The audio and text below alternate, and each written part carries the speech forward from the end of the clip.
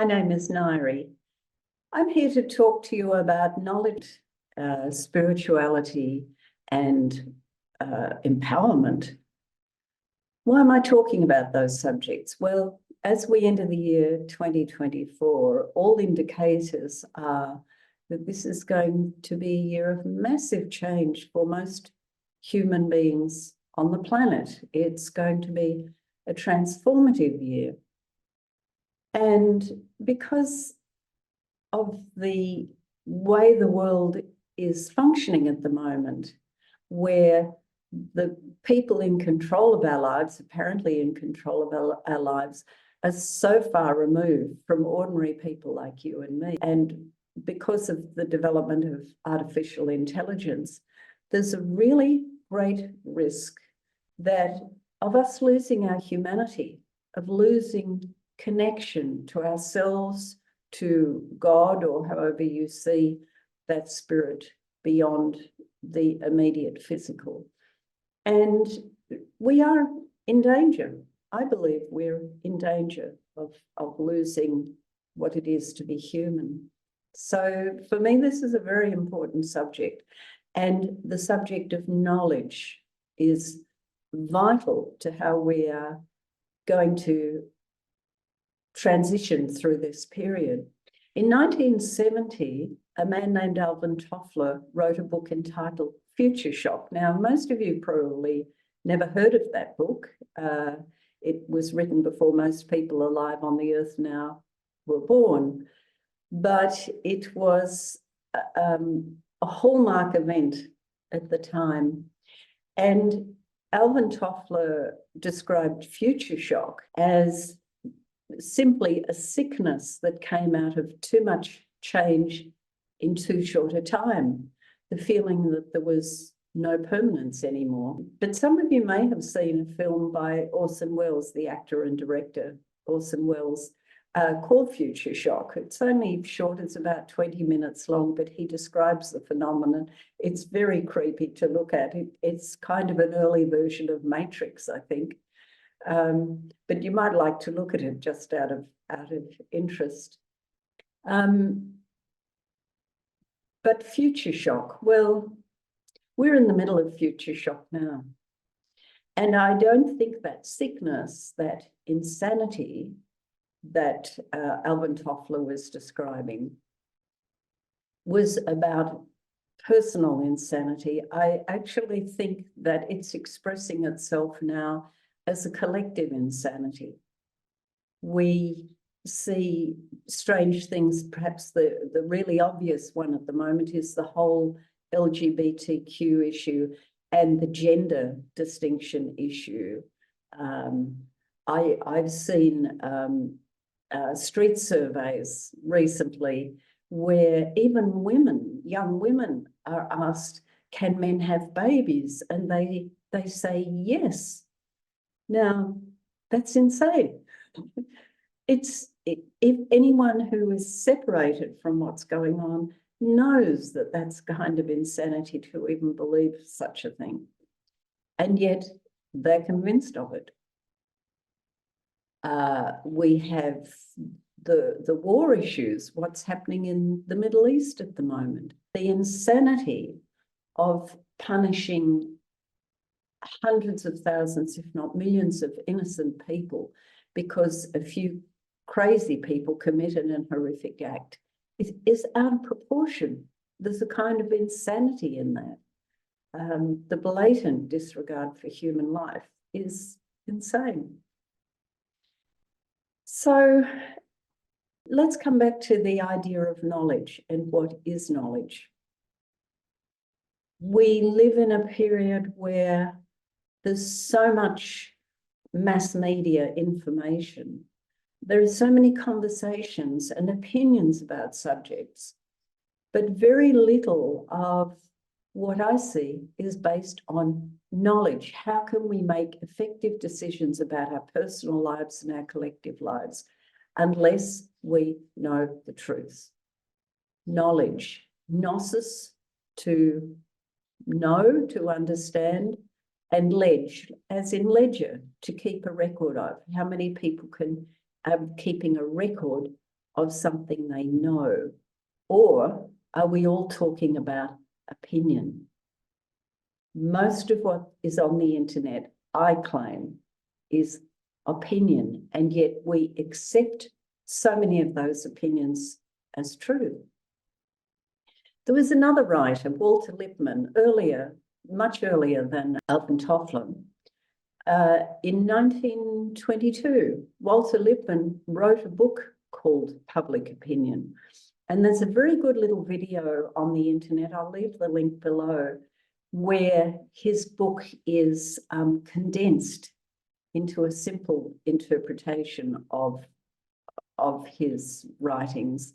It's very clearly written and very interesting. And one of the bases of his book is that democracy as a way of living together doesn't work. And he describes why democracy doesn't work. You could simplify it in this way. I'll try to simplify it in a way that he doesn't describe it, but I'm reducing it to basics. If you have a group of people with common interests and common needs, dependent on one another for survival, and you nominate a representative of that group, that representative will probably pretty closely know what all the members need and be able to coordinate their needs. But what if you have a larger population? What if you have many groups of people, all with their own coordinators who also know and understand their needs and are able to support them? But what if the population of the whole world increases and we have so many coordinators that they can't all communicate with one another? Then we have groups of coordinators who represent the people under them, but also the tier, the layer below that. And they're already going to be one step removed from the people who they are supposed to be representing. So Chinese whispers, who knows, how do they know what the best interests of those people are? And in fact, do they care if they're removed from them?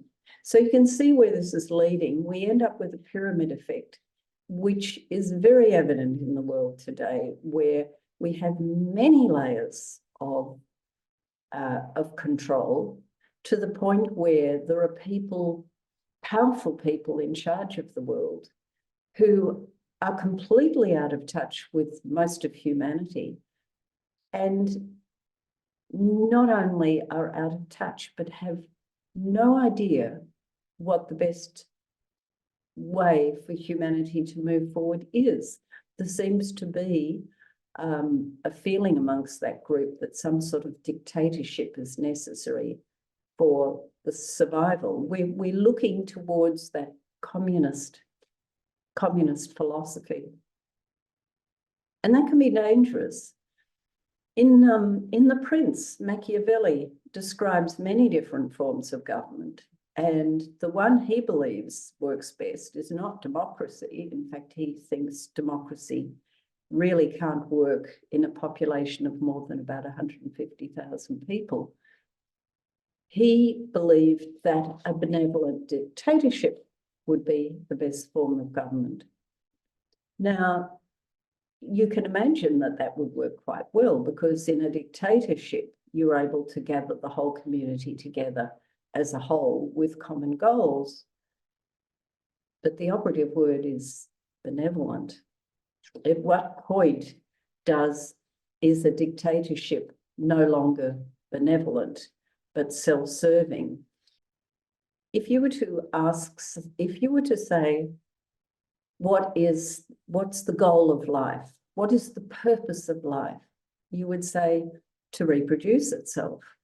Have a look at nature. That's the purpose of life, to reproduce itself. But likewise, all functioning entities have that same goal, to reproduce themselves. So you have governments now, especially in the US, it's really obvious that over recent years, every government's main goal has been to perpetuate itself, not to serve the interests of the people that ostensibly elected them in power, but to stay in power as long as possible, regardless of the needs of the people. There's something inherently wrong in that. And in fact, there was something that we call the Machiavellian dilemma. Machiavelli says to the prince, do not look to be loved by the people, look to be feared by them. Now, of course, the word fear could be interpreted in many ways. Let's say that what he meant was you need to have their respect. They need to be in awe of you. But he also, and I'll read the quote from the book, Machiavelli wrote, it must be understood, however, that a prince cannot observe all of these virtues for which men are reputed good, because it's often necessary to act against mercy, against faith, against humanity, against frankness, against religion, in order to preserve the state.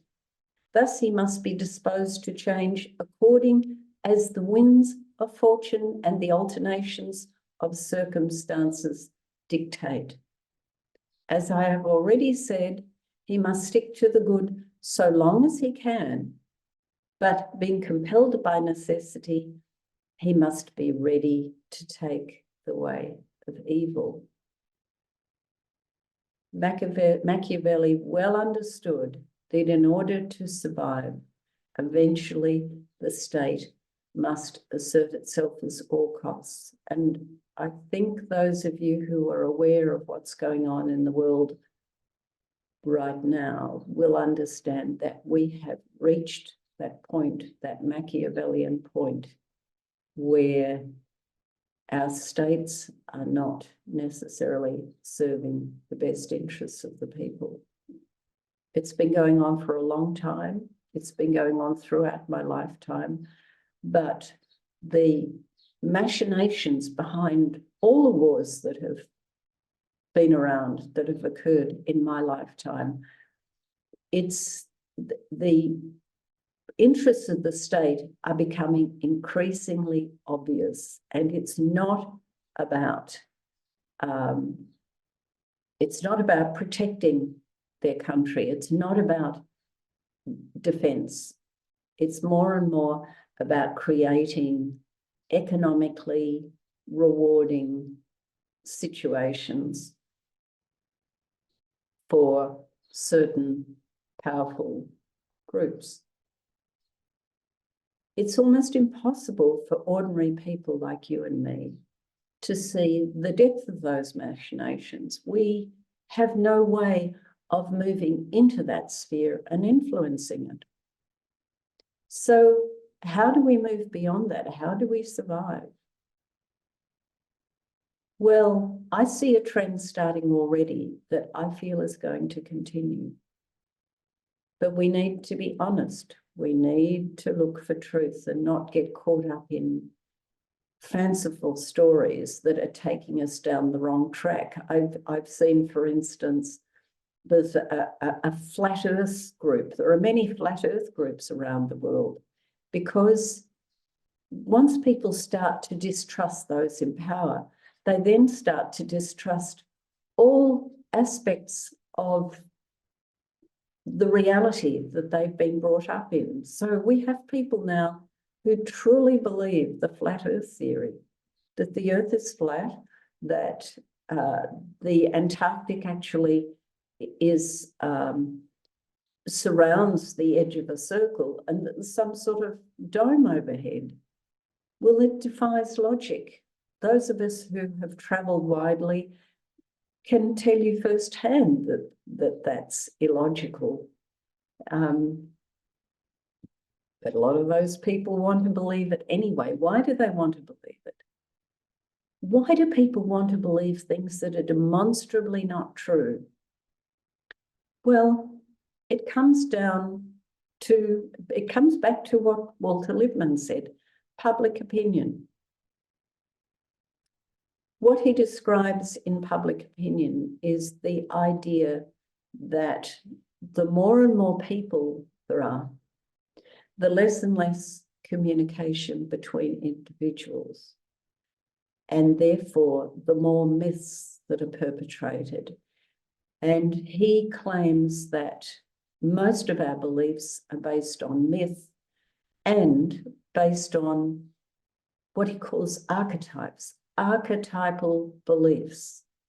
So, for instance, I will choose an archetypal belief: climate change.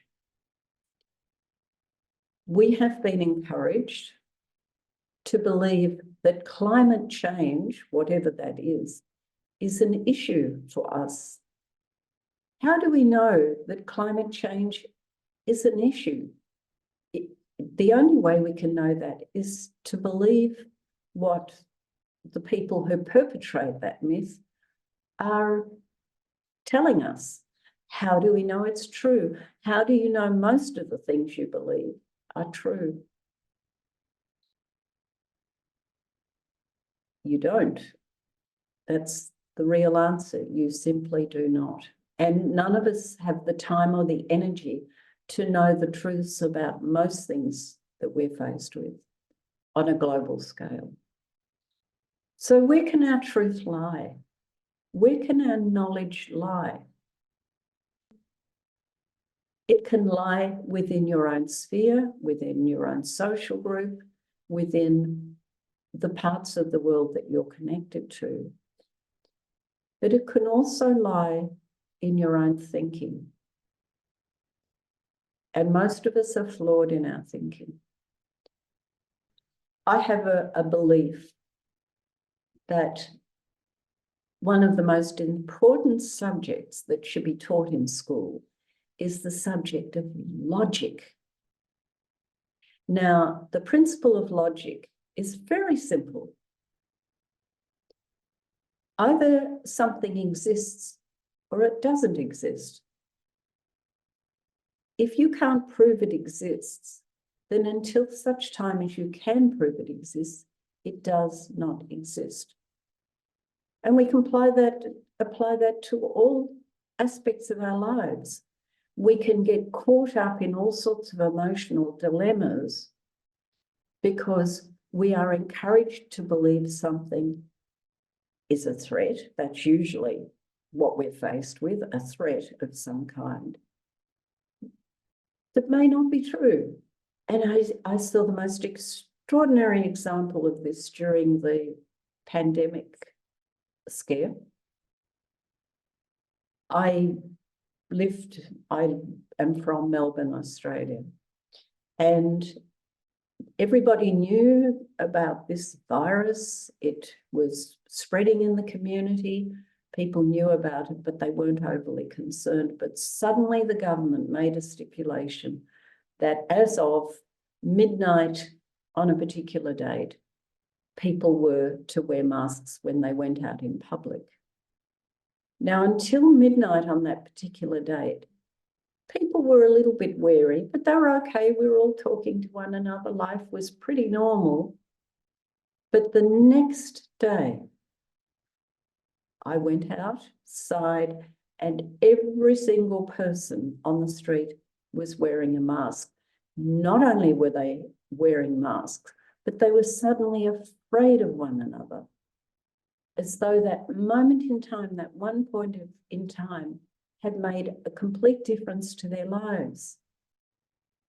That's not logical. That is insane. Because if I saw you yesterday and I was standing next to you talking, why is a mask going to make any difference? Because if you have apparently the virus, I will have caught it yesterday. Why should I be afraid of you today? You see what I'm talking about. And of course, the other aspect of it is, how did anybody know that there was a particular virus? How did you know that? Your only information came from the government. You trust your government? How do you know? How do you know you can trust your government? Because For most of my lifetime, half of the population have expressed distrust in their governments. Most people believe their governments were not honest and were self-serving. And yet when it came to this virus, suddenly they trusted the government. You see this illogic. It's not logical. I'm only using that as an example. I know it's been done to death, but I'm using it as an example because it's an easy one to talk about because it's so immediate. There was another, to me, illogical response. I checked the government statistics, and I'm not promoting something here. I'm just trying to demonstrate how easily we can be diverted in our thinking and not think clearly. And it's just an easy example for me to use. I checked the government statistics at the end of 2022, and I checked the mortality rates for my state for that year. And normally in Australia, about 3,000 or 4,000 people a year die from flu. But suddenly there were no deaths from flu, but there were deaths from coronavirus. And I pointed that out to people and said, well, how can an illness that for years and years and years has killed thousands of people every year, how can it suddenly disappear overnight? And yet this new virus is suddenly killing people. How can that be? And it's surprising how many people said, well, it's because we were wearing masks. But they didn't take the next step, which is, well, if the masks were effective, and if coronavirus and the flu are the same, are viruses, then why did the masks work for the flu, but not for coronavirus? You see, that's not logical. It's not logical. So I want to have some conversations about what really constitutes knowledge. How do we know? How do we know things as opposed to just adopting public opinion? The interesting thing about that time, and in fact about all the issues that are relevant, that come up at the moment, the climate change issue, the issue of aliens and whether we are actually part of a cosmic community, the issues of gender, of the racial issues, the wars, when all of those things come up. And most people express opinions that come from the news, from television, and they will jointly either accept that information or they will negate that information. But what is interesting is that they adopt that information as if it has some relevant truth to our lives. In other words, it's not you and me who are deciding what is important in the world. It is a select body of people who are selecting issues that we then tap into as if they're vitally important. And sometimes they are, but a lot of the time they're not. They're just a distraction. They're just public opinion. Walter Lippmann says, words like money are tokens of value. They represent meaning, therefore, just as money. Their representative value goes up and down. Now, remember, we use words to communicate with one another, and even in that lies the dilemma, because the words I use may not mean the same as the words you use. In other words, you hear me uttering a sentence, you may not be interpreting the sentence the way I intended. He also said mass media content is a socially created product. not a reflection of an objective reality. And I come back to the fact that most people get their information from television. Mass media content is a socially created product. It's a social construct, not a reflection of an objective reality. There are some other quotes. This is an interesting one. There can be no liberty for a community which lacks the means by which to detect lies. It requires wisdom to understand wisdom. The music is nothing if the audience is deaf. Here's another one. When we all think alike, no one is thinking. When we all think alike, no one is thinking. So I'd like you to think about those things, about the nature of knowledge, and I will address it in a future video. Further, let's look at it in more depth. In the meantime, if you'd like to find out a little bit about me and my background, I do have a website, ngairej.com, ngairej.com. You'll also find there a couple of articles about art, visual art. You'll see my paintings there. You can listen to some of my music, and you can also send me comments if you like. So thank you for joining me. I hope some of what I've said rings true for you, and I hope you'll join me next time. Stay well, stay blessed.